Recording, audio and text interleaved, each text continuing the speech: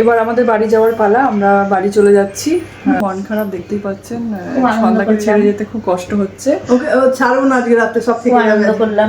আমরা এখানে আজকে ঘুমাতেও পারি, কোনো ঠিক নেই। খাওয়া দাওয়ার পর যদি মনে হয় যাবো না, কারণ সন্ধ্যা কি কি অ্যারেঞ্জ করেছে দেখবেন। দেখুন আমরা এই কজন এসেছি, আর আমাদের জন্য এত খাবার দেখতে পাচ্ছেন। এবার এত খাবার খেয়ে যদি আমাদের শরীর খারাপ লাগে তাহলে আমরা আজকে এখানেই থেকে যাবো, নাও যেতে পারি, কারণ অত খাবার খাওয়ার পরে আর বাড়ি যেতে পারবো কিনা বলে মনে হয় না। নাকি অলি? যেগুলো থাকবে সেগুলো বলুক না বলুক, আমরা থেকেও যেতে পারি।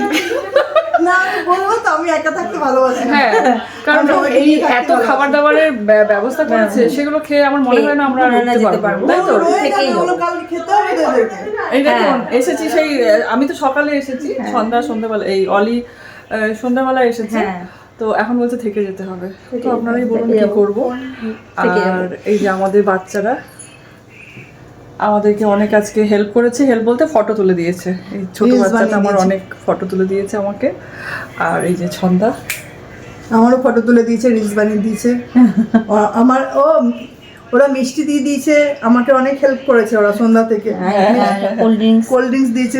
যখনই আসে ওই ছন্দা বাড়িতে এলে, বললাম তো প্রথম থেকে, যখন থেকে আসছি ওর বাড়িতে, কখনো মনে হয় না যে আজকে প্রথম এলাম, তাই না?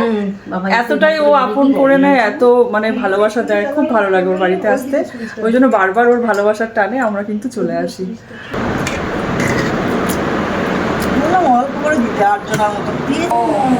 আপনাদের কমপ্লিট হয়ে গেছে?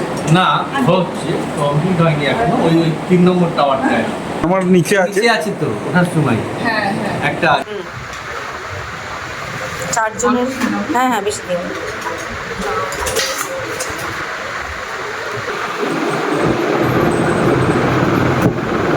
আমার মিষ্টি মিষ্টি তুমি বসে পড়ো, তোমার খাওয়াটা তুলে নিই। হয়ে গেছে। হ্যাঁ দিলে